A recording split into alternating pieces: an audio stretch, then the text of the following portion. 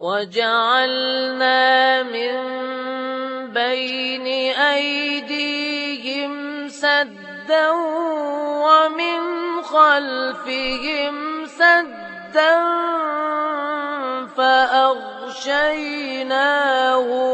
فهم لا يبصرون.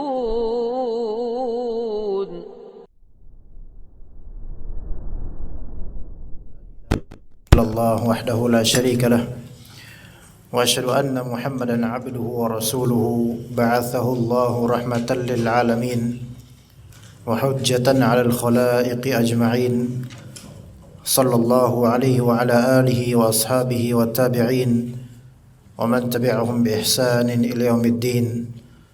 فقد قال الله تعالى في كتابه الكريم: يا أيها الذين آمنوا اتقوا الله حق تقاته ولا تموتن إلا وأنتم مسلمون.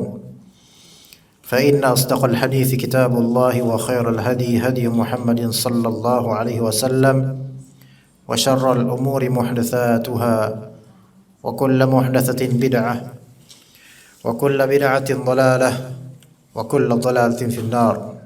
أما بعد. Para bapak dan ibu sekalian yang dirahmati dan diberkati oleh Allah Azza wa Jalla, tahniah dan juga ucapan marhaban, selamat datang di salah satu majelis ilmu tafsir di bumi Allah Ta'ala dengan kemudahan dari Allah, keberkahan darinya, kebaikannya, taufiknya, hidayah dan petunjuk darinya.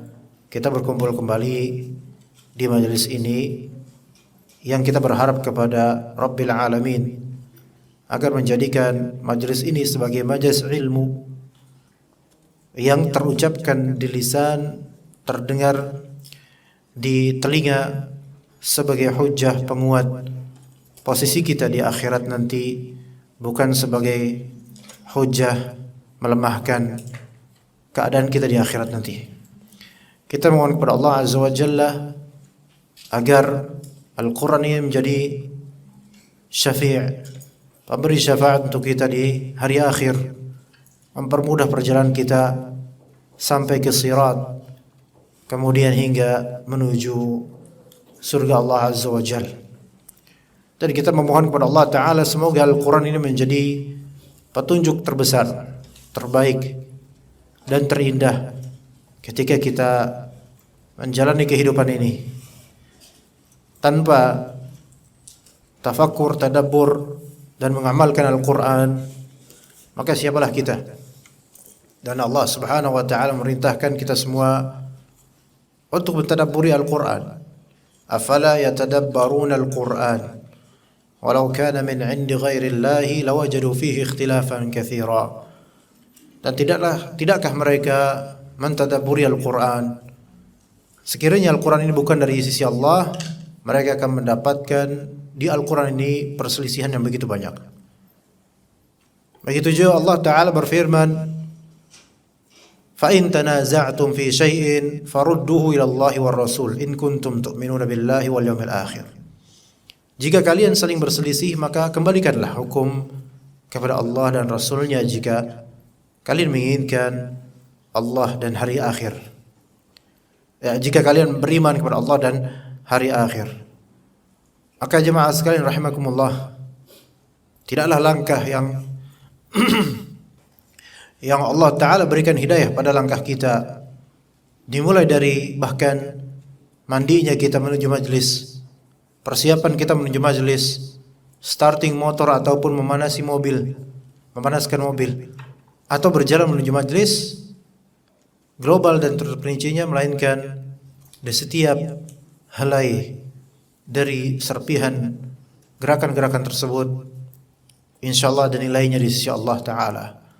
Terlebih untuk berkumpul di majlis yang diperdengarkan padanya kalam Allah, didalami di dalamnya kalam Allah, dan diniatkan darinya untuk mengangkat kejahilan kita terhadap kalam Allah, maka tidak ada kalimat yang seperti usaha tidak akan mengkhianati hasil, tidak. melainkan Allah Ta'ala tidak akan menyelisihi janjinya. Itu yang sahih. Usaha hanyalah usaha, melainkan Allah Ta'ala Rabbul Alamin. Inna Allah la yukhliful mi'ad. Sesungguhnya Allah Subhanahu wa Ta'ala tidak akan menyelisihi janjinya. Tidak seperti yang dikatakan oleh sebagian dari kaum muslimin atau orang, usaha tidaklah mengkhianati hasil, atau percayakan pada proses. Bagaimana kita bisa percaya pada proses sementara proses adalah makhluk? Melainkan percayalah pada Allah Ta'ala dengan sebab ikhtiar yang kita lakukan, menuntut ilmu dan mendekatkan diri kepada Allah. Maka wajib atas kita jemaah sekalian dalam mengkaji kalam Allah atau menuntut ilmu dimanapun, baik di majelis yang mulia ini atau masjid yang mulia ini, atau di majelis dan masjid lainnya, atau secara online, yakin bahwasanya di balik ini semua ada kebaikan dari Allah Subhanahu wa Ta'ala, ada ganjaran. Bagi yang mungkin dari antara bapak-bapak atau ibu-ibu yang sedang mengalami kesulitan, kegundahan dan seterusnya, maka majelis ilmu itu di antara obat ma'nawi yang terbaik. Jika tidak kita katakan yang terbaik, maka di antara yang terbaik.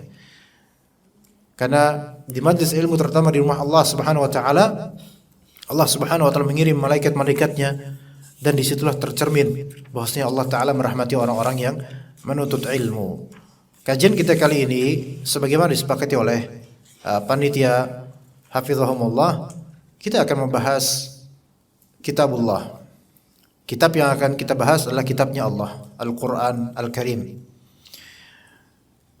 Diidekan kemudian kita tafsir juz 30, tafsir juz amma. Dan ana sarankan kemudian kita mulai dari surat An-Nas, bukan surat An-Naba, surat An-Nas, jadi pendek dulu. Dan kita akan mengeksplor surat An-Nas, diusahakan dengan sebaik-baik exploring insyaallah ta'ala. Ya, ayatnya ada sekitar berapa jemaah? Hanya 6 memang, dan saya yakin semuanya hafal. Jika ada yang belum hafal, Masya Allah ya. Kalau ada yang belum hafal mungkin dihafalkan dulu di luar, baru boleh ke majelis ya. Ada yang belum hafal Pak? Ya. InsyaAllah semuanya hafal, sehingga walaupun tidak membuka Al-Quran tetapi di benak sudah hafal. Tapi alangkah baiknya juga membuka Al-Quran, gak masalah, karena ayat-ayat ini berbahasa Arab dan mungkin sebagian dari kita agak kurang dalam memahami bahasa Arab. Ala kulli hal, surat An-Nas, surat An-Nas. Untuk satu sesi kajian ini surat An-Nas. Surat An-Nas jemaah sekalian, sebagaimana surat Al-Falaq yang disebut dengan surat Al-Mu'awwidzah. Al-Mu'awwidzah yaitu artinya memohon perlindungan, mengucapkan kalimat-kalimat pemohonan perlindungan. Makanya disebut dua surat ini sebagai surat Mu'awwidzatain. Mu'awwidzatain yaitu dua surat yang diawali perintah untuk berlindung kepada Allah Ta'ala dari sesuatu. Ya, Mu'awwidzah, ini surat Mu'awwidzah. Jadi surat Mu'awwidzah ada dua, yaitu Qul a'udzu birabbil falaq dan Qul a'udzu birabbin nas. Kenapa? Karena diawali dengan perintah untuk mengucapkan kalimat ta'awudz. Diriwayatkan oleh At-Tirmidzi rahimahullah dengan sanad beliau rahimahullah dari Uqbah bin Amir Al-Juhani, seorang sahabat dari Nabi sallallahu alaihi wasallam. Beliau bersabda, "Laqad anzalallahu alayya ayatin lam yura mithluhun." Telah Allah Ta'ala turunkan kepada saya beberapa ayat yang tidak pernah terlihat semisalnya sebelumnya. Ya, kemudian beliau membaca apa? Qul a'udzu birabbin nas sampai akhir surat, dan Qul a'udzu birabbil falaq sampai akhir surat. Berarti dua surat ini surat yang spesial, yang tidak pernah terlihat sebelumnya dari wahyu-wahyu. Ini di antara spesialnya dua surat ini, yaitu An-Nas dan Al-Falaq. Maka Al-Falaq insyaallah akan kita bahas pada bulan depan insyaallah ta'ala. Yang pada hakikatnya sebenarnya ana memohon kepada panitia pekan kedua ya, tapi kita sedang switching dengan guru saya yaitu Ustaz Nizar Sa'ad Jabal hafizahullah. Ya, beliau mungkin mau merequest agar pekan pertama ini diisi oleh selainnya, maka alhamdulillah kita dipermudah oleh Allah Ta'ala untuk switching sementara. Ala kulli hal. Kemudian jemaah, bismillahirrahmanirrahim. Kata Rabb kita Azza wa Jal, Qul a'udzu birabbin nas. Qul a'udzu birabbin nas. Di sini ada beberapa pembahasan jemaah. Nanti per ayat akan kita bahas. Di ayat pertama, pembahasan pertama yaitu apa itu qul, ya gitu. Apa itu lafal qul? Itu satu. Kemudian pembahasan kedua, apa itu isti'adzah? Pembahasan kedua, apa itu isti'adzah? Pembahasan ketiga, apa itu makna Rabb? Apa itu Rabb? Itu yang ketiga. Yang keempat, kenapa disinggung di ayat pertama dan juga kedua dan juga ketiga lafal an-nas, an-nas, an-nas. Ya, itu ada 4 pembahasan untuk ayat pertama. Ya, pembahasan pertama tadi yaitu apa maksud dari lafal qul. Ya. Kemudian pembahasan kedua, apa itu isti'adzah. Pembahasan ketiga, apa yang dimaksud dengan Rabb. Pembahasan keempat, kenapa dalam ayat pertama, kedua dan ketiga selalu dengan an-nas, an-nas, an-nas. Oke, itu 4 pembahasan untuk ayat pertama. Nanti ayat kedua ada lagi, beda lagi.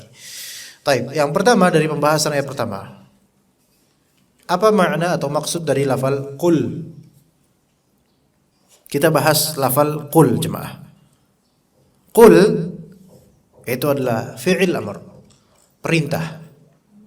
Ya, perintah yang maknanya katakanlah, ucapkanlah. Qul.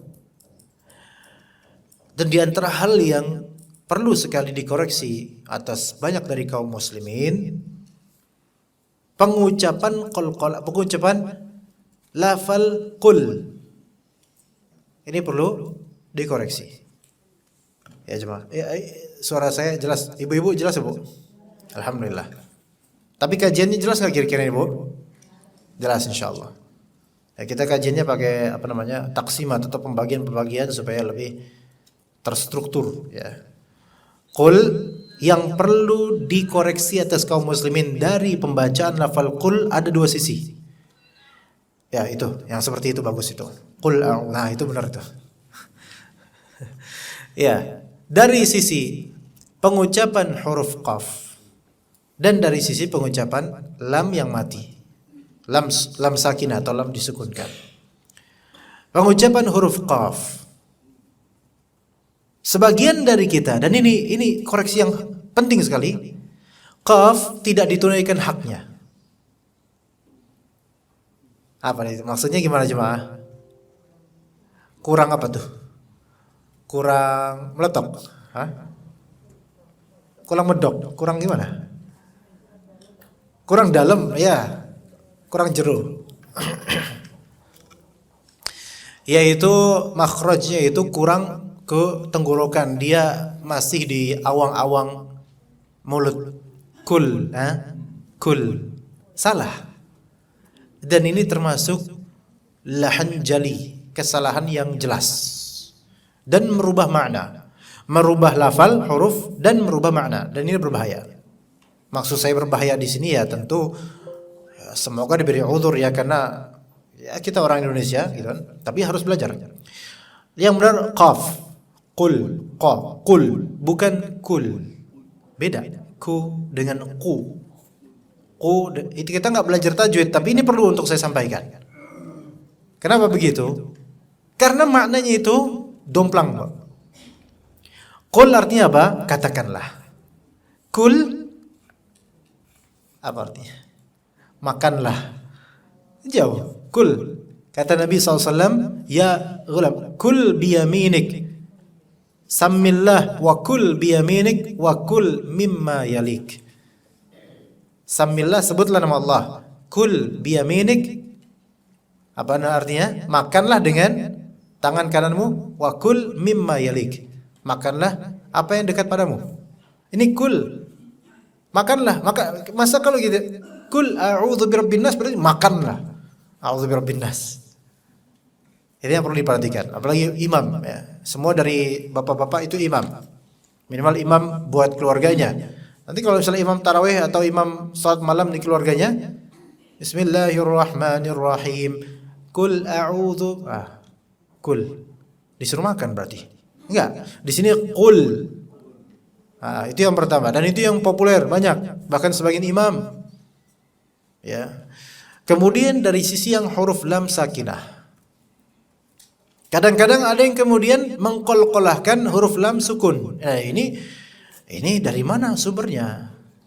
Misalnya udah kafnya salah, lamnya juga ngawur. Kul a'udzu birabb. Itu seolah-olah dengan ada kolkolah seolah di fasih banget nih, masya Allah imamnya. Kul a'udzu, ini apaan kul? Itu mau ditasdidkan pula. Maka tidak benar. Yang benar qul a'udzu. Qul a'udzu. Gitu. Qul ya. Jangan kul atau qul. Enggak, jangan mantul ya. Iya. Gitu ya. Qul a'udzu ya, udah kayak daurah tajwid ini kita nih. Ya, tapi ini manfaat ini. Ya, perlu bapak-bapak sekalian dan ibu-ibu sekalian memperhatikan ini. Qul a'udzu. Itu yang pertama, yaitu pembahasan yang pertama di ayat pertama. Qul ya. Kemudian yang kedua apa tadi jemaah? Yang kedua dari ayat pertama pembahasan tentang apa itu isti'adzah. Apa itu isti'adzah? Ya, isti'adzah. Isti'adzah yaitu memohon perlindungan. Isti'adzah adalah mengucapkan kalimat berupa permohonan perlindungan kepada Allah dari suatu madarat. Itu isti'adzah. Yaitu isti'adzah apa? Mengucapkan kalimat permohonan perlindungan kepada Allah dari suatu mara bahaya atau keburukan. Ya, mengucapkan kalimat permohonan perlindungan kepada Allah dari sesuatu yang buruk. Bisa dipahami di sini jemaah? Itu isti'adzah. Ya. Ini pembahasan apa itu isti'adzah, itu tadi saya katakan. Mengucapkannya bisa a'udzubillahi minasyaitonir rajim, bisa juga a'udzubillahis samii'il alim minasyaitonir rajim min hamzihi wa nafthihi dan seterusnya bisa. Ya. Atau kalau misalnya enggak bisa dengan bahasa Arab, boleh dengan bahasa Indonesia. Saya berlindung kepada Allah dari orang seperti kamu. Nah, ini juga ta'awudz, ini isti'adzah. Iya. Ya. Misalnya saya berlindung kepada Allah Ta'ala dari buruknya orang seperti dirimu. Misalnya ini isti'adzah. Karena ini kalimat, mengucapkan kalimat memohon perlindungan kepada Allah dari orang sepertimu. Ini isti'adzah. Coba di antara zikir pagi petang ada yang isti'adzah. Ayo silakan jemaah dijawab. Yang benar alhamdulillah enggak dapat hadiah dan enggak ada hadiah. Ini apa ini? Kue sus biasanya jangan. Oh, enggak ada kue susnya. Ini apa jemaah namanya? Onde-onde. Ini apa namanya? Anda lupa ini. Onde-onde. Ya. Oh, ini mande-mande. Onde-mande jadi. Di antara zikir pagi petang ada yang berupa isti'adzah. Sok silakan jawab. Fadhal. A'udzu bikalimatillahi tammati min syarri ma khalaq. Ini isti'adzah. Kemudian ada juga yang lain. Bismillahirrahmanirrahim la yadurru ma'a ismihi syai'un fil ardi wal fis sama'. Ini isti'adzah secara makna, Bu. Tapi secara lafal kalimat itu bukan isti'adzah, tapi secara maksud isti'adzah, betul. Ahsan. Bagus. Ayo. Silakan. A'udzubika. A'udzubillahi. Udah itu udah. Betul, ya betul itu benar. Betul Pak, itu sahih.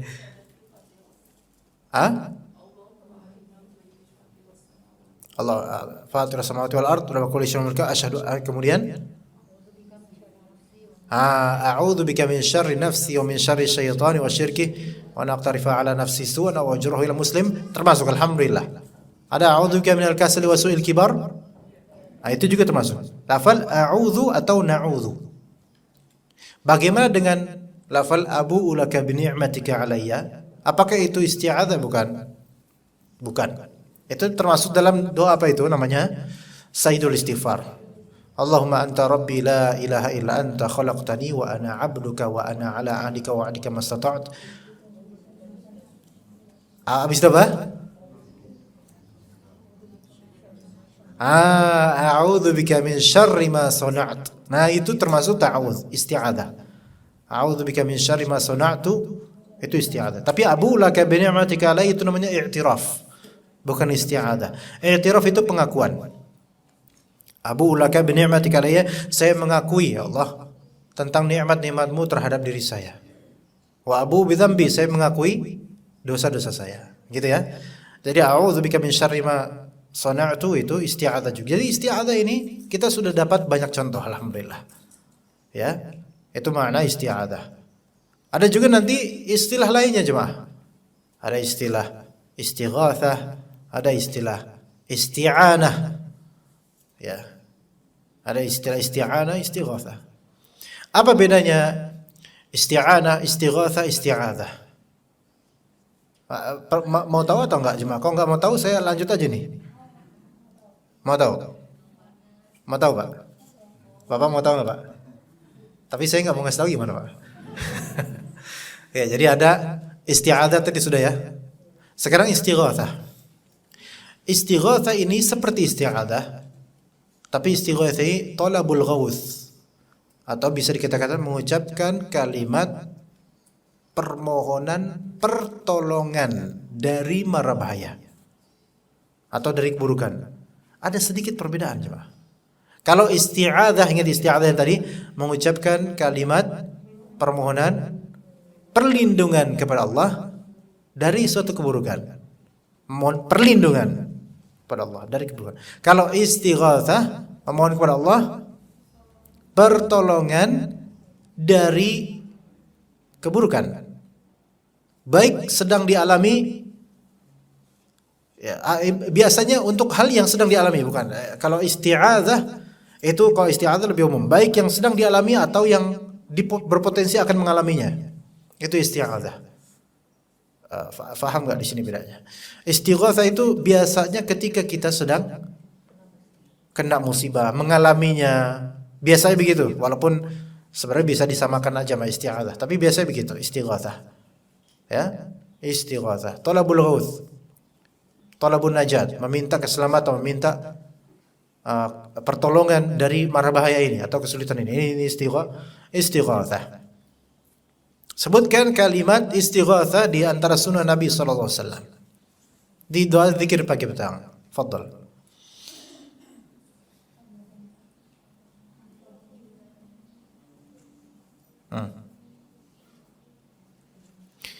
Yang bisa jawab boleh push up, ayo.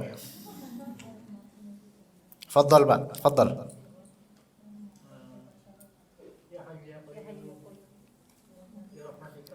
Ahsant.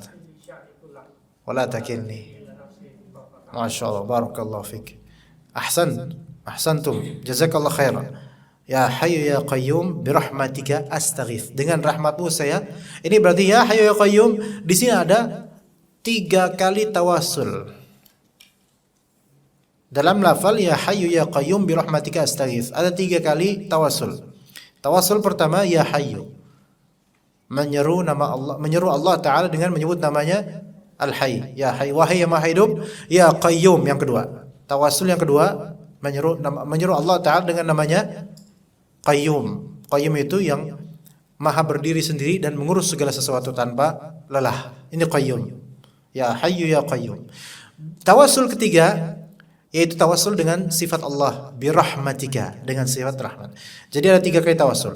Tawasul pertama dan kedua tawasul dengan nama Allah, tawasul yang ketiga tawasul dengan sifat Allah. Ya Hayyu ya Qayyum birahmatika astaghits. Saya memohon pertolongan. Pertolongan di sini pertolongan dari kesulitan atau musibah.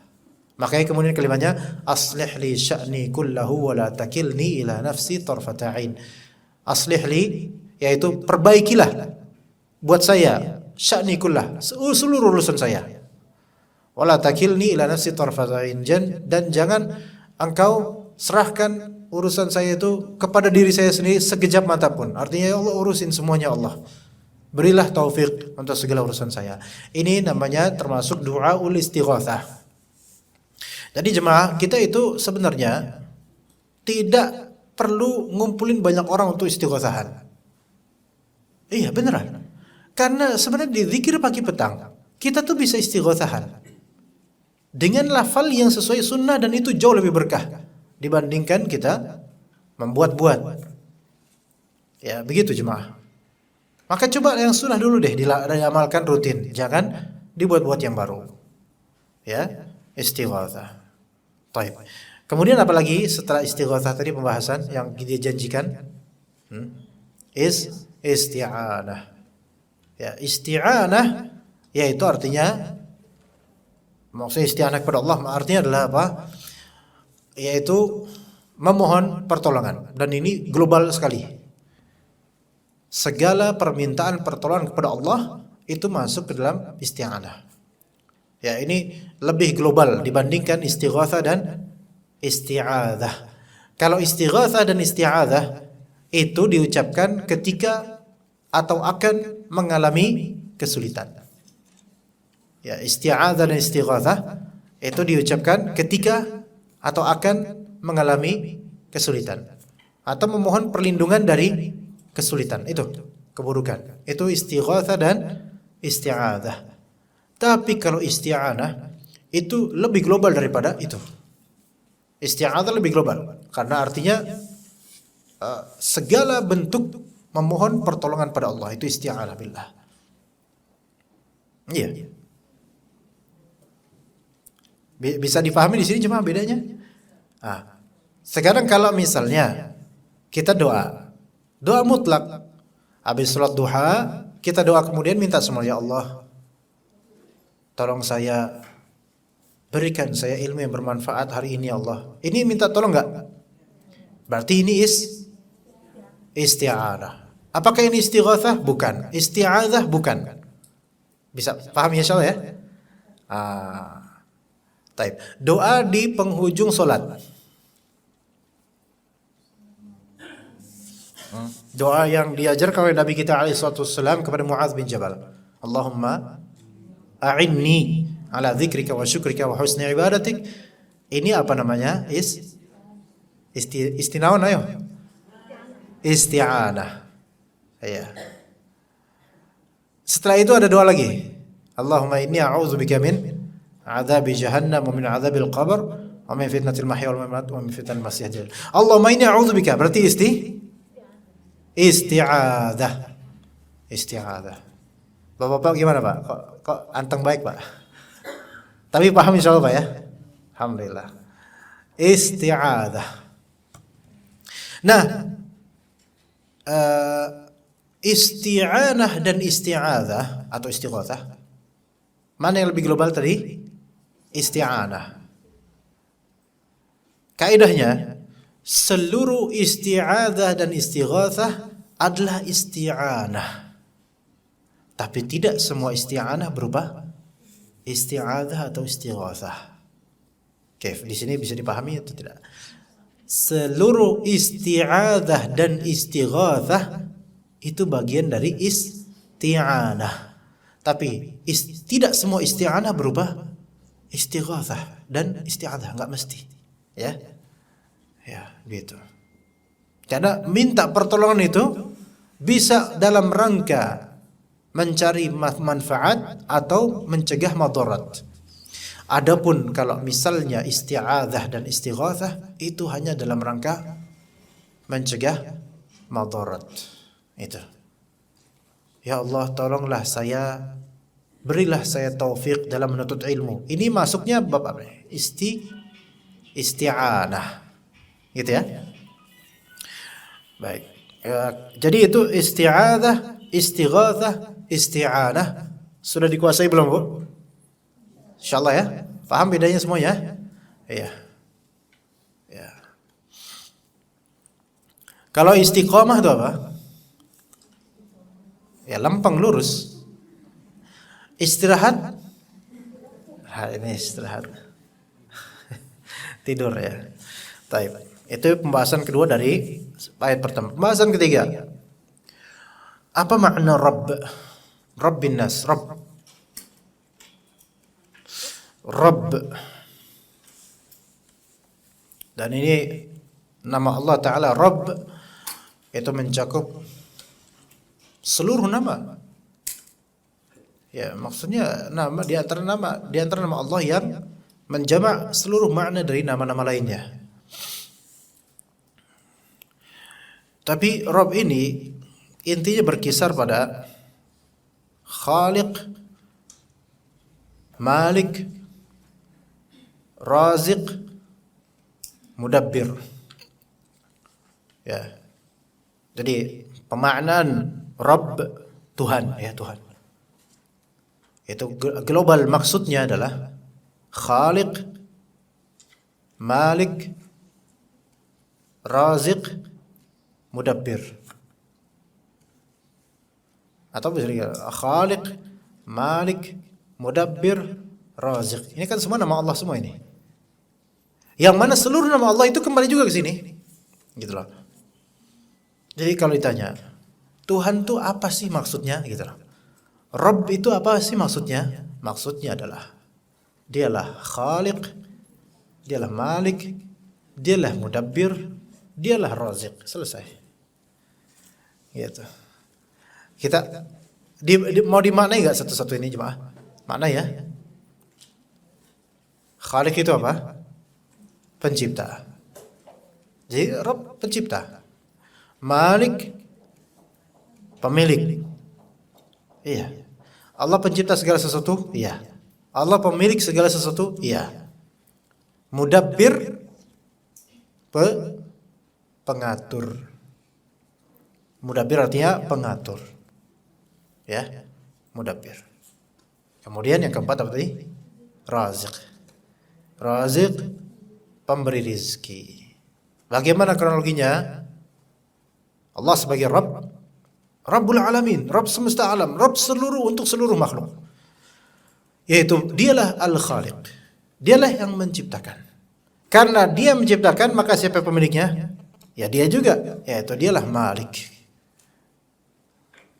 Karena dia yang menciptakan, maka dialah pemilik dari terhadap apa yang dia ciptakan, ya kan? Taib. Karena dialah yang menciptakan makhluk dan dialah yang memiliki makhluk, maka siapa yang mengaturnya? Ya dia juga. Maka dialah yang menciptakan, memiliki dan mengatur makhluknya. Taib. Sekarang kalau yang menciptakan makhluk adalah Allah, sekaligus juga pemiliknya adalah Allah, yang mengatur adalah Allah, ada enggak yang memberi rezeki selain Allah? Enggak ada. Berarti yang memberi rezeki siapa? Ya Allah, itu Rabb. Adalah Rabb. Itulah Rabb. Itulah Allah. Jadi apa tadi kronologinya? Khaliq, Malik, Mudabbir dan Raziq. Kalau kita kemudian menginginkan sesuatu, harapan, apapun itu, coba bilang ke Allah. Nah, bilang ke Allah. Dalam hadis riwayat Imam Ahmad dengan sanadnya dari Asma bin Umais, itu istrinya Ja'far bin Abi Thalib. Ya. Nabi SAW dikabarkan bahwa Nabi SAW jika beliau sedang sedih menganjurkan untuk mengatakan Allahu Rabbi la usyriku bihi syai'a. Itu di antara zikir ketika kita lagi sedih atau lagi ada masalah atau pengen sesuatu dan sampai ke hati. Allahu Rabbi la usyriku bihi syai'a. Diamalkan jemaah. Ini ringan kok, ringan beneran. Ya. Daripada kita berkeluh kesah kemudian lapor ke orang-orang repot jadi fitnah, mendingan zikir. Allahu Rabbi la usyriku bihi syai'a, gitu lafalnya.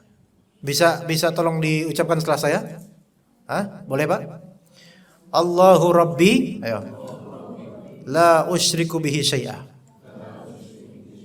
Ya, ini hadis hasan atau sahih diriwayatkan oleh Imam Ahmad dan lainnya. Ini banyak yang perawinya, tapi berkisar ke Asma binti Umais. Ya. Allahu Rabbi la usyriku bihi syai'. Gampang Pak, beneran gampang. Ibu-ibu juga. Ibu-ibu kan mungkin sering banyak pikiran ya. Terutama pikiran harga barang ya. Bilang Allahu Rabbi la usyriku bihi syai'a. Iya. Kalau bapak-bapak kan mikir nyari duitnya, kalau ibu-ibu mikir harga barangnya. Ya, yang nggak punya pikiran tuh anak biasanya, ya kan? Allahu Rabbi artinya Allah sebagai Rabb saya, dan saya tidak akan berbuat syirik kepadanya sedikit pun. Nah itu Allahu Rabbi la usyriku bihi syai'a. Kalau kita dalami ayat doa tersebut, kenapa kok korelasinya Allahu Rabbi la usyriku bihi syai'a, kok korelasinya gimana? Karena di sini Allah sebagai Rabb saya, berarti Allah sebagai pencipta saya, sebagai pemilik saya, sebagai pengatur saya, sebagai pemberi rezeki saya. Khalas. La usyriku bihi saya tidak akan menyekutukan Allah, tidak akan berpaling dari Allah Ta'ala. Cukup Allah hasbunallah wa ni'mal wakil. Maka tenang, itu beneran. Kalau disanubarikan ya doa tersebut, simple dan kena untuk seluruh masalah. Untuk seluruh masalah jemaah. Ya, Allahu Rabbi la usyriku bihi syai'a. Baik, kemudian pembahasan yang keempat, yaitu pembahasan kenapa di ayat pertama, kedua dan ketiga An-Nas, An-Nas, An-Nas. Ya enggak? Lihat di sini, qul a'udzu birabbin nas. Katakanlah saya berlindung kepada Tuhannya manusia, pencipta manusia, pemilik manusia, pengatur manusia, pemberi rizki manusia. Kemudian malikin nas, pemilik manusia, rajanya manusia. Ilahin nas, sesembahan yang berhak disembah manusia. Pertanyaannya, Allah itu Rabbul Alamin atau Rabbun Nas saja? Rabbul Alamin. Dan manusia itu termasuk di antara alamin ini. Allah Ta'ala menciptakan binatang juga, kenapa tidak hanya disebut manusia di sini? Allah Ta'ala menciptakan jin juga, kenapa disebut manusia saja di sini? Allah Ta'ala menciptakan malaikat, surga, neraka, kenapa enggak lebih diumumkan? Qul a'udzu birabbil alamin misalnya. Tentu kalimat Allah Ta'ala berhikmah, pasti ada isyarat dan maksud. Makanya surat ini dinamakan surat An-Nas karena manusia mempelajarinya perlu memperhatikan. Makanya Imam Al-Qurtubi rahimahullah dalam tafsirnya, beliau mengatakan, wa innama dzukira annahu rabbun nas. Kenapa di sini kok disebut dalam ayat pertama, 2, 3, atau pertama dulu rabbun nas dan juga malikin nas nanti? Padahal Allah itu adalah Rabb untuk seluruh makhluk, bukan hanya manusia. Rabb untuk seluruh makhluk, bukan hanya manusia. Ya, maka kata beliau li amrain, karena ada dua sebab, dua perkara. Kata beliau, ahadihima, yang pertama, li'anna an-nasa mu'azzamun. Jadi ini jawabannya. Ya, kenapa kok di surat An-Nas dikhususkan bi rabbin nas, bukan bi rabbil alamin? Maka ada dua sebab. Yang pertama, li'anna an-nas mu'azzamun, karena manusia itu diagungkan oleh Allah Azza wa Jalla. Penciptaannya, kedudukannya di antara para makhluk itu melebihi dibandingkan dengan keumuman makhluknya. Di antara contohnya, tafadhol, ayat yang menunjukkan Allah Subhanahu wa taala ingin menjadikan manusia sebagai khalifah di muka bumi ini. Surat apa jemaah? Allah Ta'ala menginginkan manusia ini menjadi khalifah di muka bumi ini. Surat apa? Al-Baqarah. Wa idh qala rabbuka lil malaikati inni ja'ilun fil ardi khalifah. Aku akan menjadikan khalifah di muka bumi ini. Siapa maksudnya? Manusia, Nabi Adam alaihissalam. Berarti ini kemuliaan buat Nabi Adam dan manusia pada umumnya. Gitu. Bahkan ayat sebelumnya juga ada kalimat Allah, huwallazi khalaqa lakum ma fil ardi jami'a. Dialah Allah khalaqa lakum ma fil ardi jami'a, Dialah Allah Ta'ala yang telah menciptakan segala yang ada di bumi ini lakum, untuk kalian. Kum di sini kalian ini siapa maksudnya? Manusia. Bumi ini semua untuk manusia jemaah. Dari daratnya mau lautnya. Iya. Bumi ini untuk manusia. Untuk maslahat basyariyah, maslahat kemanusiaan. Bahaim, binatang ternak dihalalkan untuk kenikmatan yang akan direguk oleh manusia. Berarti ini dimuliakan dan diagungkan oleh Allah Ta'ala. Allah Ta'ala tidak mengatakan bahwasanya bumi ini diciptakan untuk jin dan manusia, tidak. Melainkan untuk kalian wahai manusia. Maka nanti jemaah ya, kalau misalnya ada beli rumah baru, rumah bekas maksudnya, atau mungkin bikin villa atau bikin rumah, bangun rumah, kemudian ada jin penunggu yang protes, menyerupi anggota keluarga, kemudian bilang saya penunggu di sini, saya udah lama beribu tahun di sini. Antum kira-kira gimana bertindak? Antum tunjukkan sertifikat rumah. Iya, itu jinnya nggak berkutik karena dia nggak punya sertifikat, ya kan? Ayo sertifikat kamu mana wahai jin? Jinnya bilang Allah alam bisawab. Assalamualaikum kata jin. Karena ini bumi milik manusia. Begitu juga dengan rumah-rumah kosong atau tanah-tanah kosong, hutan, kuburan, itu semua untuk manusia. Maka kalau ada jin bilang aing penguasa yang kene,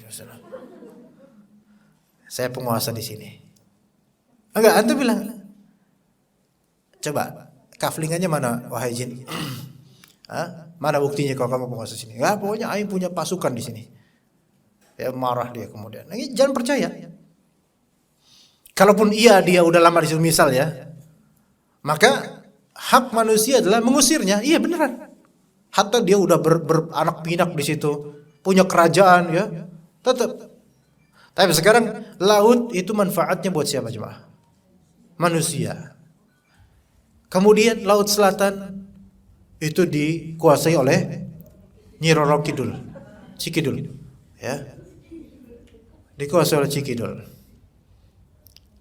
Antum jangan mau kalah kemudian, dan kemudian mengikuti peraturan-peraturan khurafat yang dibuat oleh mereka. Tapi kalau lewat sini hati-hati nanti Cikidul marah, suruh ngapain? Emang dia nguasain apa? Kalau emang ada itu jin, ya, kalau itu syaitan emang ada ya, itu khayalan, halusinasi banyak orang. Ya. Jadi hatta laut itu Allah Subhanahu wa taala berikan untuk manusia. Ya, tapi memang banyak nelayan-nelayan yang masih percaya seperti itu sehingga mereka pun melakukan larung laut lah, inilah itulah. Bertawud kemudian kepada penunggu laut. Nauzubillah min dzalik, syirik akbar. Syirik besar. Dikhawatirkan mengeluarkan pelakunya dari Islam. Nauzubillah min dzalik. Persembahan untuk jin penunggu laut. Nauzubillah min dzalik. Apakah jin-jin tersebut akan memakannya? Tidak akan.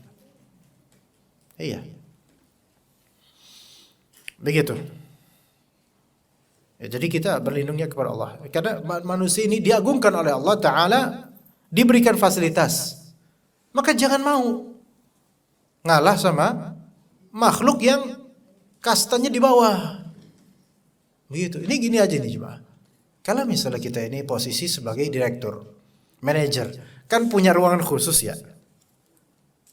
Nah kemudian ada kecoa di ruangan tersebut.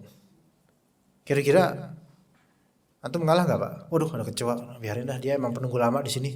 Antum keluar habis itu. Bukan karena jijik, karena ngalah sama kecoa. Ini suatu kebahlulan yang absolut. Lebih buruk lagi kalau ngalah sama jin kafir, yang pendusta, yang bohong, yang belum tentu penghuni situ. Yang ngakunya saya penghuni sini, padahal dia empang 3 rumahnya. Ya. Jangan percaya. Dan juga jangan mau ngalah. Ya, gitu. Kalau dia nggak mau pergi juga, a'udzubillahi minasyaitonirrajim. Baca surat-surat ini, minta sama Allah perlindungan dari godaan mereka, dari bisikan mereka. Jangan kemudian malah ngalah atau kemudian ikut nurut sama mereka. Kalau misalnya kamu mau tinggal di sini dengan aman, kamu harus sembelih ini, sembelih itu. Ya syirik besar jadinya ini. Sajikan ini, sajikan itu. Atau berikan kamar khusus untuk kami. Ini syirik besar. Berikan kamar khusus untuk kami, kemudian gambarkan ini ada kelambinya, ada ini biar kami bisa tidur. Ya Allah. Ya. Sekarang juga ada lagi baby spirit doll. Iya. Terus disingkat spidol. Apa namanya penjabarannya panjangnya spirit dodol ya. Ini penghinaan untuk basyariah kemanusiaan. Kemudian apa? Memelihara boneka yang ada spiritnya, kata mereka itu syaitan, jin, syaitan. Itu syaitan semuanya, itu syaitan. Itu jenglot atau jelangkung versi milenium atau versi artis. Makanya semua khurafat dan semua itu adalah kesyirikan. Kesyirikan dan akan menjerumuskan kepada kesyirikan. Hatta sebagian mereka mengklaim apa? Bahwasanya saya ini sering diingatkan oleh spirit doll saya.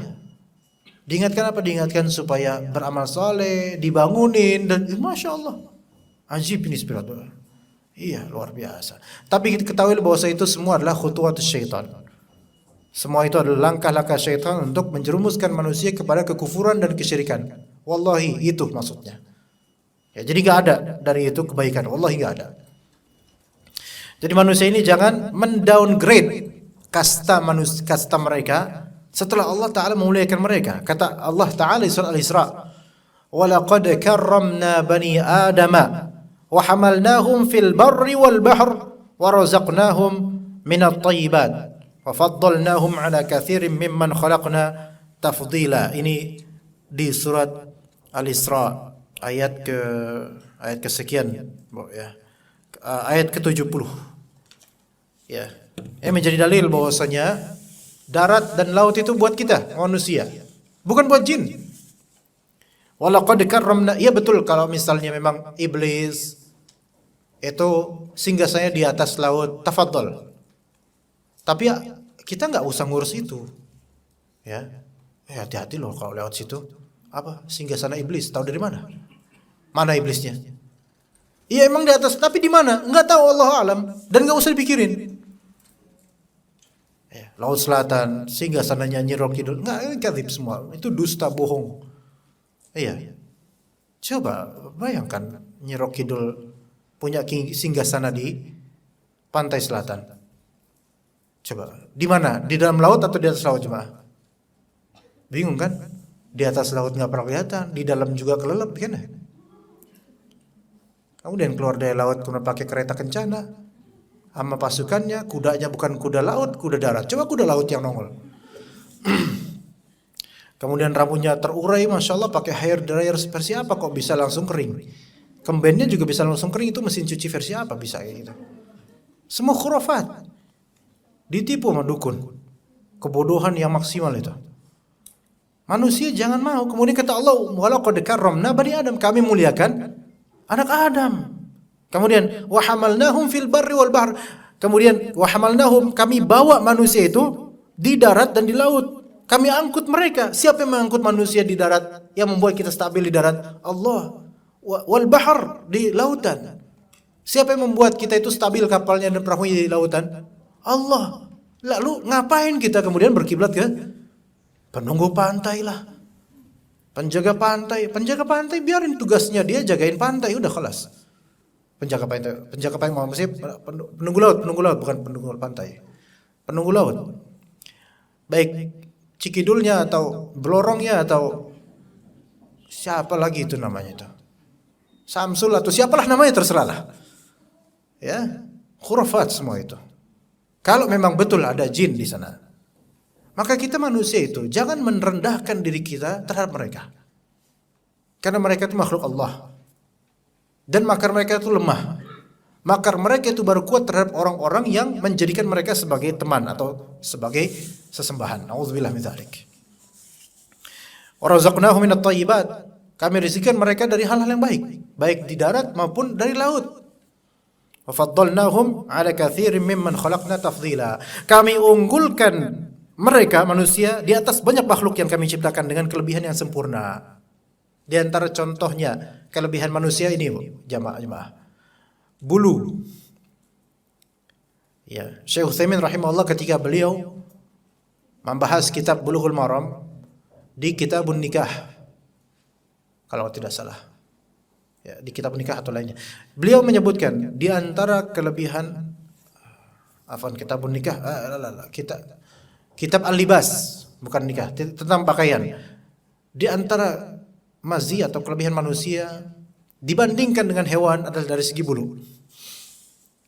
Manusia kenapa memerlukan pakaian, jemaah? Karena hewan sudah punya pakaian, yaitu bulu-bulu mereka itu pakaian mereka. Betul nggak? Jarang hewan yang saya maksud mamalia ya. Kita juga semacam mamalia sebenarnya, menyusu dan seterusnya. Nah kita ini bulu-bulunya sama nggak sama kucing? Enggak, alhamdulillah. Ya bulunya stabil. Kalau bulunya sama kayak kucing ya serem juga, lucu juga kelihatannya. Kucing apa orang? Tapi kalau binatang mamalia seperti itu, coba bulunya dipangkas, jadi jelek itu binatang. Emang Allah sempurnakan seperti itu. Dengan pakaian mereka berupa bulu mereka permanen khalas. Lah kita, alhamdulillah seperti ini kulit, makanya disebut bashar. Manusia disebut bashar karena bashar itu maknanya kulit. Bashar maknanya kulit. Pernah dengar busra enggak? Wa basyir, basyiril ladzina amanu, basyir. Berikan kabar. Busyra artinya memberi kabar yang membuat raut kulit berubah, itu busyra. Kayak misalnya, alhamdulillah kamu lulus, itu busyra. Karena bakal merubah raut kulit sehingga ekspresinya beda di mukanya. Itu kulit manusia. Coba kalau misalnya kulit kita dipenuhi bulu-bulu kayak beruang, udah nggak perlu pakai baju karena itu udah jadi baju. Pakai baju malah justru nggak enak. Inilah keutamaan yang Allah berikan kepada manusia sehingga kita bisa memilih pakaian dan motif terserah kita yang halal. Iya begitu boy. Iya. Nah, jadi diutamakan oleh Allah. Makanya disebut di yang pertama alasan mengapa Rabbin Nas, karena manusia ini spesial. Diunggulkan, diagungkan oleh Allah Ta'ala dari segi penciptaan.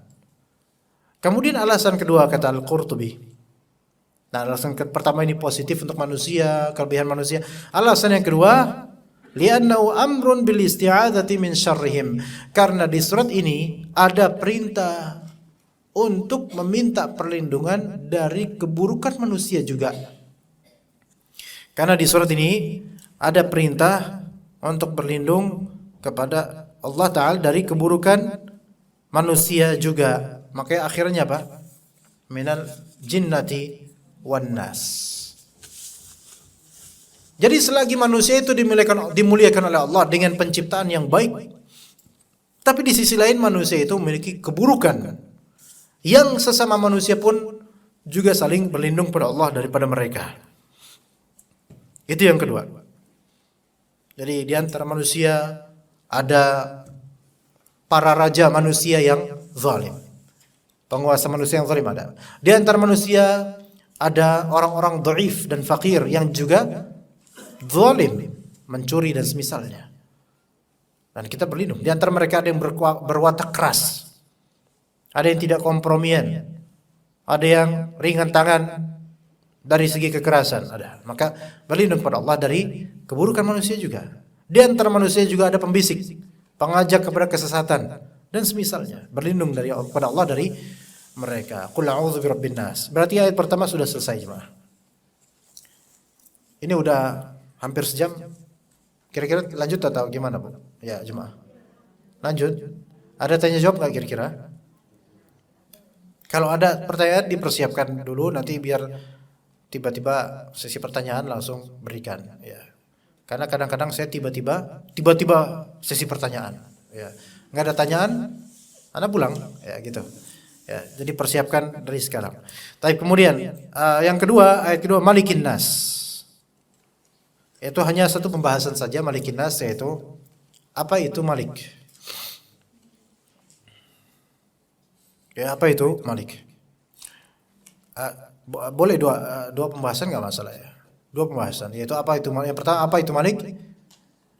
Dan bagaimana dengan pembacaan Malik dan Malik? Malik dan Malik. Ya, yang pertama dulu, apa itu Malik? Ya, raja, pemilik. Malikin nas, pemilik manusia. Ya, Malikin nas, pemilik manusia. Itu pembahasannya, yaitu raja manusia. Dan kenapa di sini disinggung setelah Rabbin nas, Malikin nas? Ini juga ada pertanyaan. Jadi pertanyaan juga nih. Karena di antara manusia pun ada Malik, ya enggak? King. Manusia juga punya king, ya. Kings. Raja di daerah ini, raja di keraton sana dan seterusnya. Malik. Maka Allah Ta'ala ingin menunjukkan ke manusia bahwasanya dialah Malik yang hakiki selamanya, dibandingkan dengan Malik-Malik versi manusia. Begitu ya. Di antara manusia kan ada nih raja fulan, raja fulan, raja fulan, raja fulan, raja fulan. Allah Ta'ala ingin menunjukkan bahwasanya dari semua raja-raja itu Allah lah raja mereka semua. Nah, dan dimaklumi dari banyak dari kerajaan, terutama di zaman Firaun dan juga di zaman sebelum penjajahan dulu, yaitu rakyat dan masyarakat menyembah raja mereka. Maka dengan ayat ini Allah ingin menunjukkan bahwasanya Allah lah hakiki raja untuk seluruh manusia dan dialah yang berhak untuk disembah. Malikin nas. Itu isyaratnya dari ayat kedua, Malikin nas. Rajanya manusia maksudnya Allah itu raja untuk seluruh manusia. Walaupun di antara manusia ada raja, tetap rajanya mereka semua adalah Allah Azza wa Jalla, sehingga yang berhak disembah hanyalah Allah, bukan para raja ini. Kemudian pembahasan apa? Pertanyaan berikutnya apa tadi yang kedua? Pembacaan Malik dan Malik. Perlu diketahui untuk surat An-Nas bacanya Malikin Nas, bukan Malikin Nas. Tapi untuk surat Al-Fatihah bisa keduanya. Alhamdulillahi Rabbil Alamin, Ar-Rahmanir Rahim. Bisa Maliki Yaumiddin, bisa Maliki Yaumiddin, bisa dua-duanya. Karena di dalam qiraat dua-duanya termasuk qiraat sab'ah, enggak masalah. Begitu, Bu. Jadi kalau misalnya di imam ada bilang Ar-Rahmanir Rahim, Maliki Yaumiddin, ya jangan disalahin. Langsung dibenerin sama bapak-bapak di belakang. Malik, bukan Malik. Ya bapak-bapak yang ngoreksi batal dia salatnya. Kenapa? Ngomong bukan. Malik, bukan Malik. Gimana sih imam gitu? Ya batal salatnya. Maliki Yaumiddin sahih. Maliki Yaumiddin sahih. Iya. Ibnu Jarir At-Tabari dalam tafsirnya beliau lebih memilih Maliki Yaumiddin, ya. Dan boleh, enggak masalah. Ya. Tapi kalau misalnya kita menjadi imam di masyarakat yang sangat awam akan hal ini, ya, maka jelaskan setelah sholat misalnya atau kapan. Saya tadi bilang Maliki Yaumiddin bukan Maliki Yaumiddin karena memang di Al-Quran ada dua qiraat untuk Maliki Yaumiddin. Gitu. Tapi kan biasanya kita dengarnya apa? Maliki Yaumiddin, ya itu qiraat hafs, enggak masalah. Maliki Yaumiddin. Ya, boleh dua-duanya. Oke. Kemudian yang itu yang takbir Al-Fatihah. Kalau An-Nas enggak, An-Nas Malikin Nas gitu. Ya, bukan Malikin Nas, enggak, Malikin Nas. Berikutnya yang ketiga, Ilahin Nas. Ilahin Nas ini hanya satu aja pembahasan insyaallah. Apa maksud dari ilah? Sesembahan. Taib. Boleh pertanyaan kedua. Apa bedanya ilah dengan Rabb? Ya. Apa bedanya ilah dengan Rabb? Seperti apa bedanya tauhid uluhiyah dengan tauhid rububiyah? Perbedaannya antara ilah. Sebenarnya ilah dengan Rabb ini sama, yaitu maksudnya Allah. Tetapi dari segi pembahasan dan makna, apa maksudnya? Apa bedanya? Ilah itu menunjukkan keberhakan Allah untuk disembah.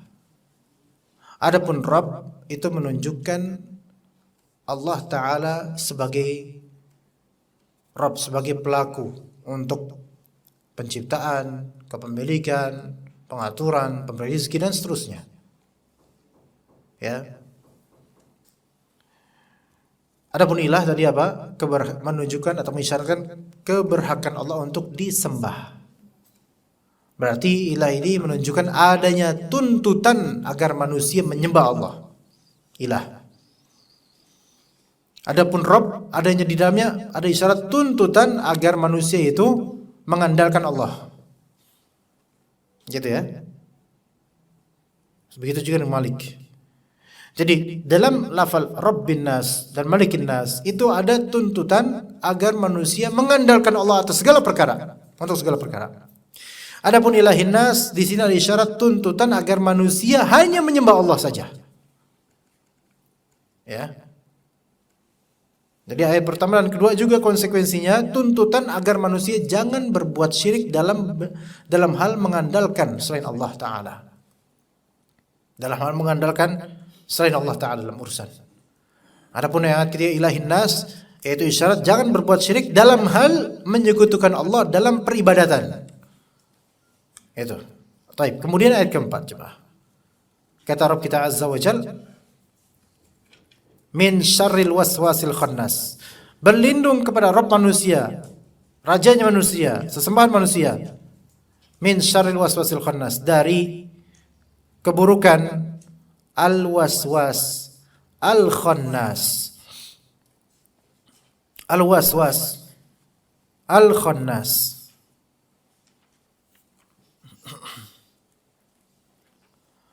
Al-waswas itu apa?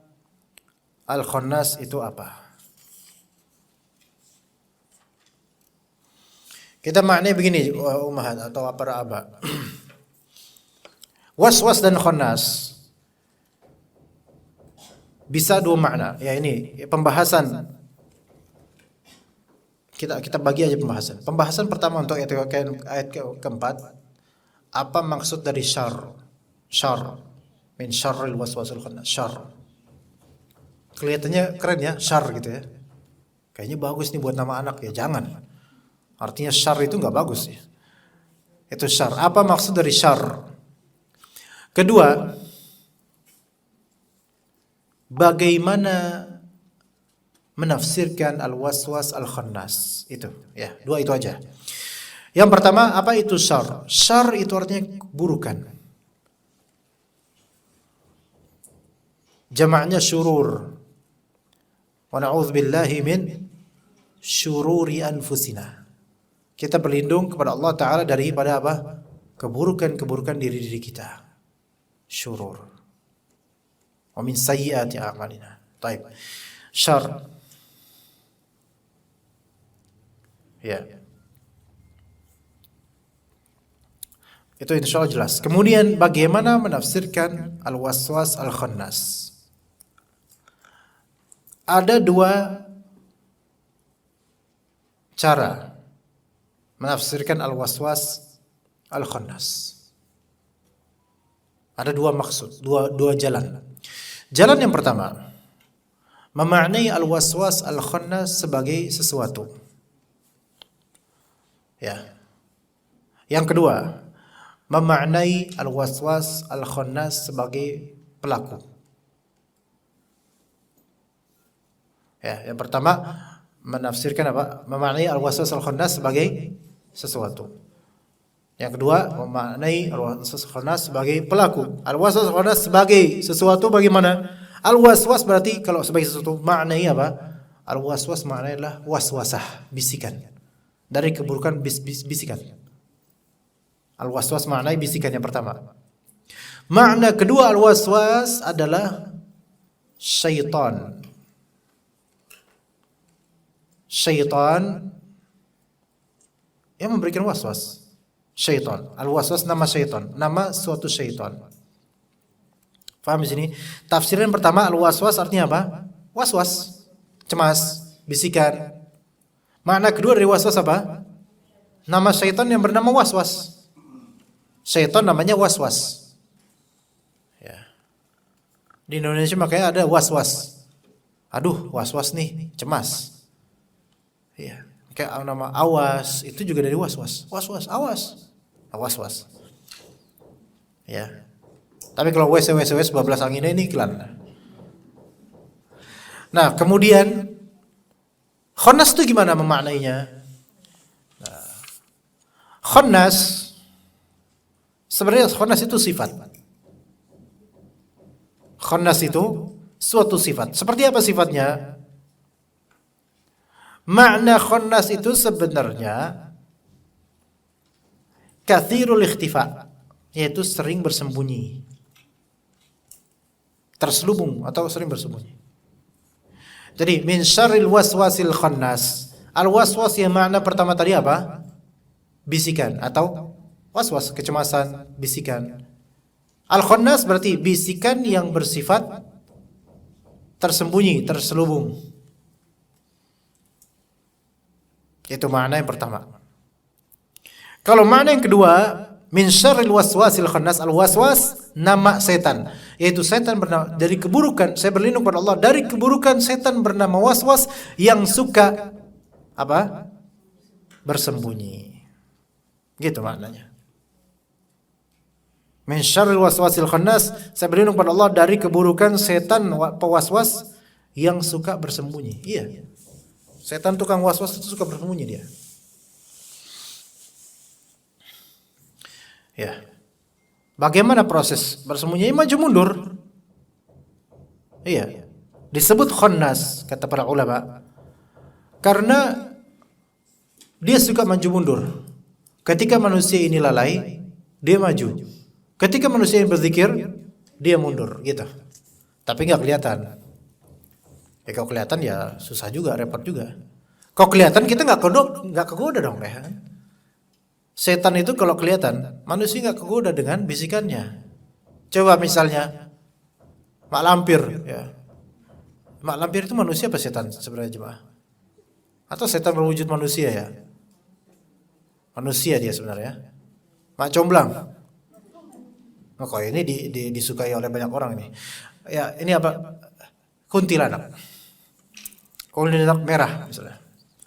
Customnya merah dia. Ya. Dia pengen ngegoda kita.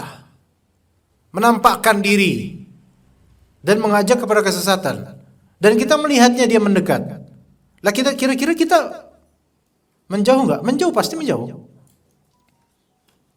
Enggak mungkin kemudian Kunti itu bilang, "Akhi, aku pengen mengajakmu kepada kesesatan." Ya itu sia-sia, useless lah.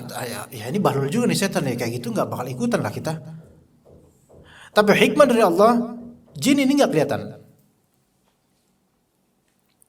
Jin ini enggak kelihatan. Dan kerap kali bisikannya itu bukan suatu suara yang terdengar, melainkan makna yang digaungkan di qalbu. Ini al-waswasil khannas. Ada di mana setannya? Di mana dia? Enggak tahu. Apakah dia ada di dekat kita saat itu atau lagi nangkring di pohon atau jangan-jangan ada di darah kita atau gimana? Wallahu alam.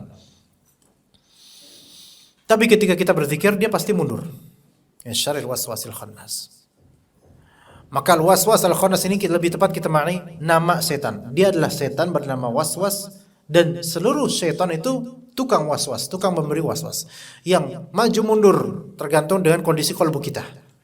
Alladzi waswisu fi sudurin nas. Yang mana setan ini ya, setan ini kadang-kadang enggak mesti manusia, enggak mesti jin ya.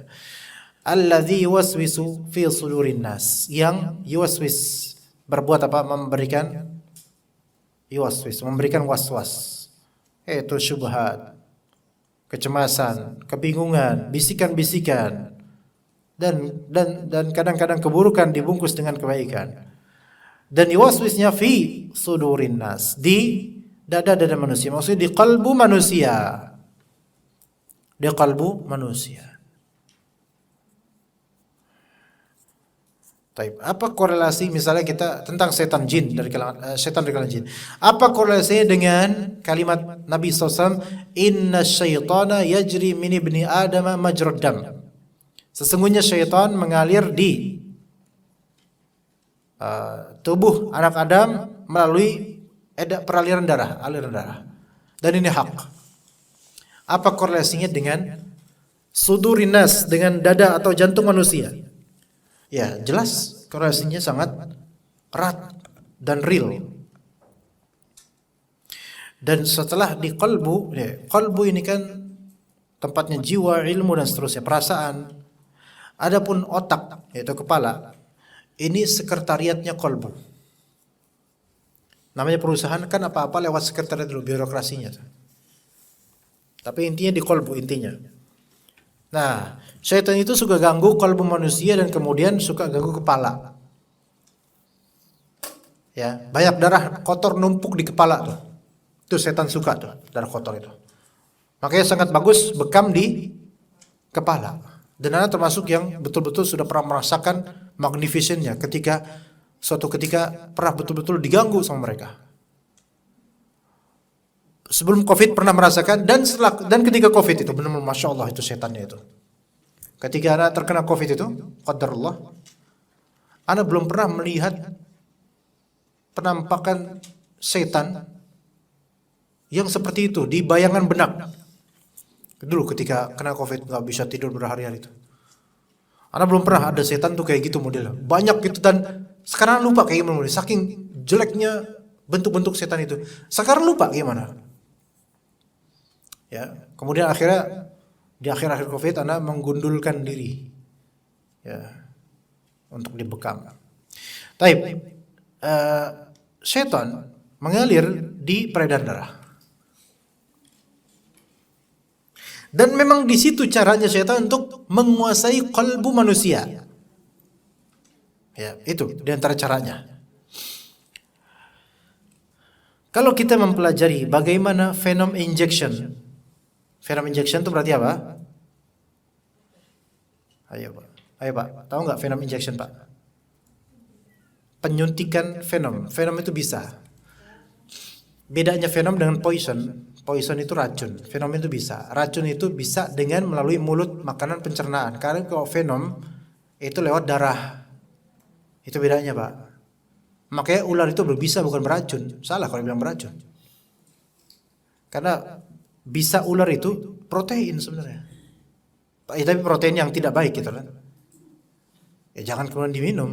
Tapi nggak mati antum kok minum beneran. Antum kumpulin bisa ular kobra atau ular weling atau apa? Kumpulin, minum tapi haram. Minum nggak mati insya Allah. Coba aja Pak. Fadal. Tapi nanti kalau terjadi apa-apa jangan ngomong Anda nggak mau dengar laporan. Nggak mati insya Allah nggak apa-apa. Tapi kalau diinjek ke peredaran darah, bahaya sekali. Nah, tata caranya venom itu dan ini tata cara setan juga untuk seperti ini ya membuat manusia itu terefekkan dari bisanya. Kena di kulit, gitu kan, masuk bisanya ke peredaran darah. Maka orang yang terkena injection atau gigitan luar berbisa itu jangan langsung panik. Jangan langsung panik kepikiran teriak-teriak, jangan. Karena itu justru membuat detak jantung semakin kencang dan peredaran darah semakin makin lama makin ke jantung. Akhirnya bisa tersebut makin ke menuju jantung lumpuh menuju jantung, akhirnya kena di jantung, disitulah kematian. Begitu. Iya. Makanya biasanya kalau orang kena injeksi bisa ular, itu bagiannya diikat supaya tidak mengalir itu ke menuju dekat jantung. Walaupun kemudian bagian yang diikat itu akan lumpuh itu karena efek bisanya. Begitu pula dengan syaitan. Biasanya masuk ke peredaran darah di beberapa daerah yang biasanya dari ujung-ujung jari, bagian-bagian ujung. Makanya kalau kita lihat kadang peruqyah ngeruqyah sambil mencet ujung jari kadang-kadang. Langsung kena itu setan dah, gitu.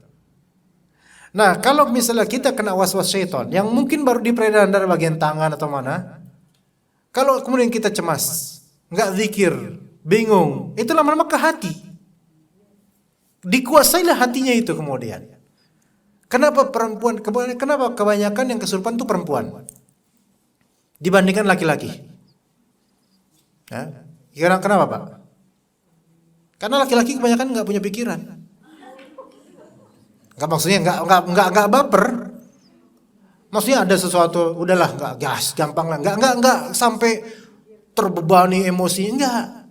Tapi kok perempuan beda, iya perasaan main. Akhirnya kegep sama setan, akhirnya ya udah kebayang dan seterusnya, kena itu kolbunya, kesurupan akhirnya, terkuasailah kolbunya. Nah begitu, nggak kebayang pak bapak-bapak, ya jarang bapak-bapak kesurupan jarang, iya jarang, apalagi hidupnya bahagia jarang. Begitu ya, fi sudurin nas, gitu caranya. Nah tapi kemudian Allah Ta'ala sebutkan akhirannya minal jinnati wan nas, dari jin dan manusia. Ini berarti menunjukkan syaitan ada dua macam, syaitan dari kalangan jin dan syaitan dari kalangan manusia, sebagaimana dalam ayat Al-An'am 112, wa kadzalika ja'alna likulli nabiyyin aduwan syayatinal insi wal jin, dan begitulah kami jadikan untuk setiap nabi ada musuh berupa syaitan dari kalangan manusia maupun kalangan jin. Ya begitu juga kata Nabi SAW. Ala kulli hal, syaitan ada dua, manusia dan jin. Mana yang lebih berbahaya? Wallahu a'lam. Ya. Kadang manusia, kadang jin, tergantung dengan kualitas bisikannya. Kadang manusia, kadang jin, tergantung dengan kualitas bisikannya. Dan di antara bentuk bisikan yang sekarang itu ya itu spirit doll itu bisikan syaitan semua.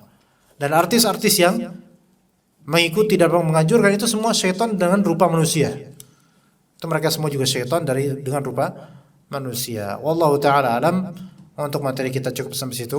Wassallallahu ala nabiyina Muhammad wa ala alihi wa sahbihi ajma'in. Ada pertanyaan atau tidak jemaah? Kalau bapak-bapak boleh langsung bertanya, bisa langsung aja.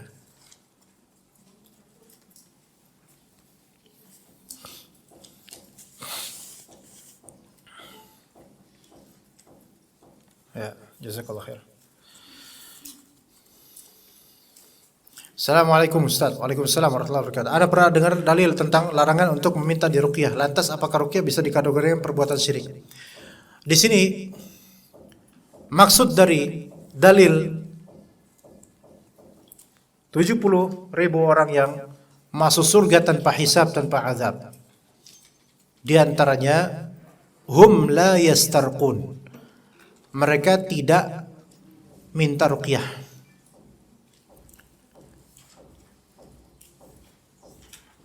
Mereka tidak tatayur. Mereka tidak mengobati penyakit mereka dengan kai, besi panas. Tapi Imam Nawawi rahimahullah ketika menjelaskan hadis ini menyebutkan bahwasanya hukum istirqa, meminta diruqyah itu tidak sampai derajat haram. Jadi bukan larangan haram, bukan. Yang lebih tepat adalah, dan karena ada hadis lain yang Nabi SAW memerintahkan Aisyah istarqi, mintalah diruqyah. Nabi SAW memerintahkan Aisyah untuk meminta diruqyah. Dan ini bukan dalil yang kontradiktif, tidak. Kita gabungkan. Hukum-hukumnya berikut. Meminta ruqyah pada asalnya hukumnya yang lebih tepat adalah makruh. Karena dengan meminta ruqyah begitu saja itu membuat kita terhalang dari kesempatan masuk surga tanpa hisab, tanpa azab. Itu. Ya. Taib, itu hukum asalnya. Tapi ketika seseorang dia tidak mampu meruqyah diri sendiri disebabkan goncangan yang dahsyat dan tidak stabilnya diri ketika meruqyah pribadi mandiri, maka dia diperbolehkan, tidak masalah untuk minta diruqyah, dan itu tidak mengeluarkan dia dari kesempatan masuk surga tanpa hisab, tanpa azab. Bisa dipahami jemaah sini? Tidak semua orang gangguan jinnya sama kadarnya. Ada beberapa orang mungkin karena disantet. Kalau dia baca sendiri nggak bakal kuat, langsung kesurupan dan nggak bisa. Melainkan dia memerlukan bantuan orang untuk membacakan untuknya sehingga dia juga bisa berfokus untuk melawan jinnya. Ya. Nah yang seperti ini orang berkebutuhan atau darurat, maka enggak masalah. Ya. Dan ada istirqa, minta diruqyah yang haram. Yaitu satu, orang yang belum apa-apa udah minta diruqyah. Nah ini haram. Dia galau sedikit Ustaz ruqyah dong Ustaz. Nah ini ummahat nih kadang-kadang nih, akhwat nih. Beneran. Beberapa kali Ustaz. Ikhwan. Ustaz, afwan nih kok ana galau Ustaz, tolong diruqyah. Ya ana bilang, antum udah nikah belum? Anti udah nikah? Belum. Ya itu nikah aja antum, enggak usah ruqyah. Enggak usah pakai tabir ruqyah. Coba nikah aja dulu deh. Ana khawatir gimana ya. Kadang-kadang kegalauan itu bukan karena memang syaitan menyerupi, bukan. Karena bingung. Ya, karena seleksinya susah gitu. Karena makin menipis stok pria yang benar gitu. Makanya bingung ya. Nah, itu satu. Atau yang kedua, betul dia bisa kehidupan, betul dia membutuhkan, tetapi dia minta ruqyah dan belum pernah berusaha sama sekali ruqyah mandiri. Maka ini nggak boleh. Usaha dulu. Bismillah. Ini nggak boleh dia langsung minta orang ruqyah. Usaha dulu. Atau yang ketiga, dia meminta diruqyah dan memang benar dia terkena gangguan jin dan udah pernah berusaha, tapi kalbunya bergantung pada selain Allah atau bergantung pada ruqyah, maka ini haram dan ini mengeluarkan dia dari kesempatan menggapai surga, masuk surga tanpa hisab, tanpa azab. Jadi begitu rinciannya ya ummahat yang bertanya. Meminta ruqyah hukum asalnya makruh karena dikhawatirkan mengeluarkan, walaupun tidak sampai haram, tapi dia itu kehilangan kesempatan yang baik sekali, yaitu selamat dari hisab dan azab. Tapi hukum ruqyah bisa menjadi dianjurkan ketika dia sudah pernah mencoba tapi qadar Allah tidak mampu sendiri, berarti butuh teman, butuh orang yang meruqyah. Itu dianjurkan, enggak masalah. Yang ketiga, hukumnya haram. Ada 3 kemungkinan ya. Yaitu dia belum apa-apa udah minta ruqyah. Galau sedikit minta ruqyah. Nangis sedikit minta ruqyah dan seterusnya. Biasanya perempuan kayak gitu. Kedua, apa tadi? Dia belum pernah berusaha untuk meruqyah, langsung minta aja sama orang untuk meruqyahnya. Atau yang ketiga, dia memang berkebutuhan tapi hatinya bergantung kepada ruqyah atau kepada selain Allah. Taib, seperti itu. Lantas apakah ruqyah bisa dikategorikan perbuatan syirik? Bisa menjadi syirik di model haram yang ketiga tadi. Di model haram yang ketiga tadi, yaitu hatinya bergantung kepada peruqyah. Maka ini syirik kecil. Kalau misalnya dia menganggap Allah tetap akan menyembuhkannya, tapi hatinya bergantung pada makhluk, ini syirik kecil. Wallahu a'lam. Assalamualaikum. Waalaikumsalam warahmatullahi wabarakatuh. Perbedaan firasat dan waswas yang sering hadir pada diri manusia. Firasah. Ya, firasah atau firasat dengan waswas itu beda. Firasah itu, kalau firasah ini biasanya bagus ya. Firasah dengan waswas, perbedaannya di antaranya, pertama, firasat itu bisa untuk persangkaan baik maupun buruk. Firasat itu bisa untuk persangkaan baik maupun buruk. Adapun waswas selalu buruk. Iya. Nggak ada tuh was-was karena was-was nih karena pasti atau bakal lulus ujian, was-was. Enggak itu kan was-was. Walaupun memang itu namanya oleh kita kadang-kadang was, enggak, itu bukan was-was. Was-was itu selalu negatif. Baik suudzon atau apa, atau merasa bakal gagal atau gimana, itu was-was. Tapi firasat itu bisa untuk baik atau buruk gitu loh. Itu pertama. Kedua, perbedaannya, firasat itu adalah karunia dari Allah Subhanahu wa taala untuk orang beriman, beramal soleh dan bersih dari keburukan. Itu firasat. Maka Ibnu Qayyim al-Jauziyah juga mengatakan, siapa yang beriman, beramal soleh, makanannya baik, pakaiannya baik, kalimatnya baik, ibadahnya baik, maka Allah akan memberikan dia firasat yang luar biasa. Baik tentang kebaikan maupun keburukan. Iya, itu biasa begitu. Itu kedua. Adapun was-was, itu biasanya menimpa pada orang-orang yang imannya kurang atau amalnya kurang. Itu was-was tuh. Ya. Itu bedanya. Anggaplah firasat itu enggak mesti pada orang yang soleh banget, anggaplah.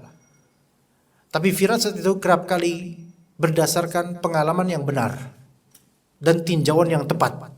Adapun was-was hanya persangkaan yang negatif belaka. Contoh, seorang bapak kadang punya firasat buat menjodohkan putrinya, ya enggak? Datang kandidat pertama laki-laki, ganteng sih, tapi bapak ini merasa enggak sreg. kamu jangan sama dia. Kenapa, Pi? Kan dia kan baik, ganteng, kaya, orang tuanya juga Masya Allah. Enggak, jangan sama dia. Kenapa, Pi? Dia itu krokodil. Kok Papi tahu? Papi kan senior. Nah. Ini firasat. Walaupun Papi ini nggak bagus orangnya, tapi ini firasat dalam artian dia punya kaidah kehidupan gitu loh. Tinjauannya benar karena punya pengalaman. Nah ini firasat juga. Tahu gerak-gerik buaya itu gimana gitu loh. Ya, tapi bapak-bapak insya Allah enggak. Bapak-bapak, Masya Allah. Ya, bapak-bapak yang sini Masya Allah. Ini firasat. Pun begitu juga dengan ibu-ibu kadang-kadang untuk menjodohkan putranya. Nak, kamu jangan sama si Marfuah. Kenapa? Ibu tahu perempuan yang medit mana, yang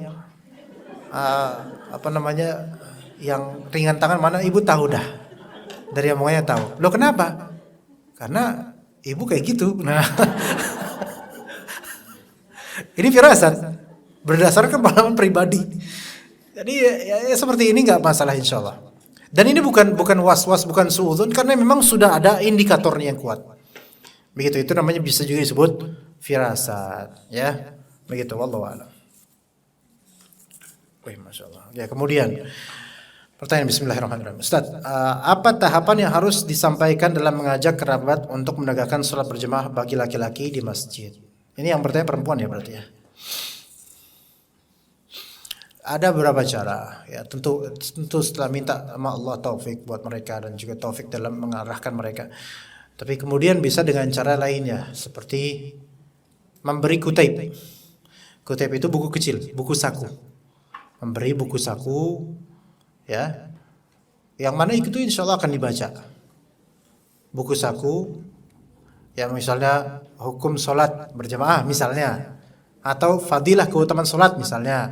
Buku saku yang mungkin cuma 50 halaman, 60 halaman, itu aja Pak. Sekarang itu orang itu nggak mau dikasih buku, mau dikasih buku berat, buku besar gitu, tebel.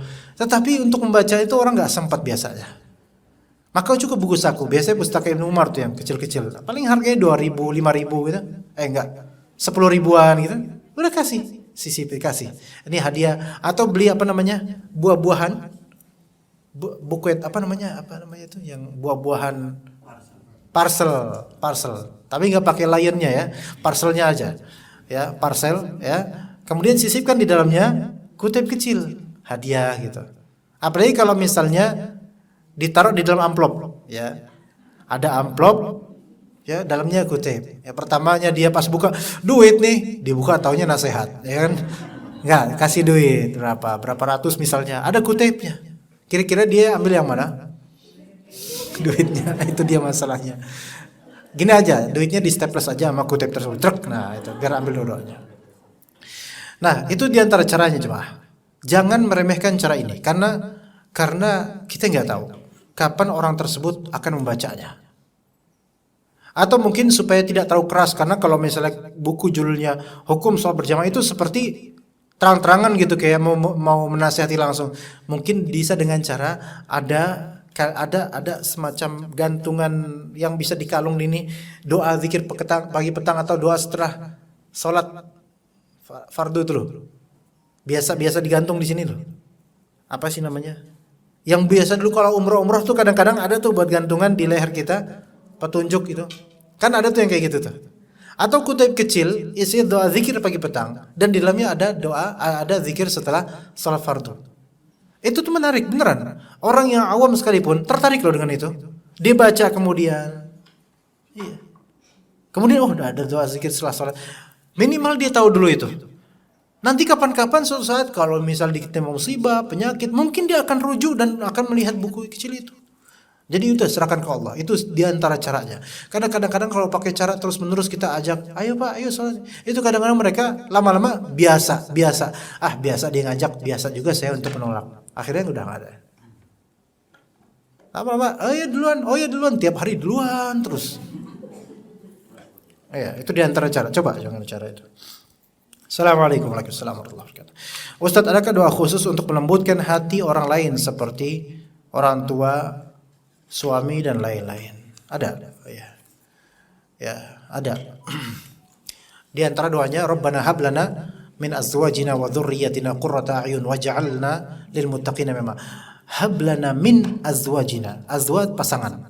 Ya Allah, berikanlah untuk kami dari pasangan-pasangan kami dan anak kami qurrata a'yun, yaitu pelembut hati, atau qurrata a'yun untuk qurrah artinya penetapan, tetap, terus menerus. Ain mata, yaitu jadikan mereka pihak-pihak yang mata saya itu selalu pengen memandang mereka, saking menyenangkannya mereka. Itu maksudnya. Hablana min azwajina wa dzurriyyatina qurrata a'yun. Yaitu untuk suami atau untuk istri, bisa untuk anak juga. Nah, bagaimana untuk orang tua? Ya doakan aja, Rabbighfirli wa liwalidayya warhamhuma kama rabbayani shaghira.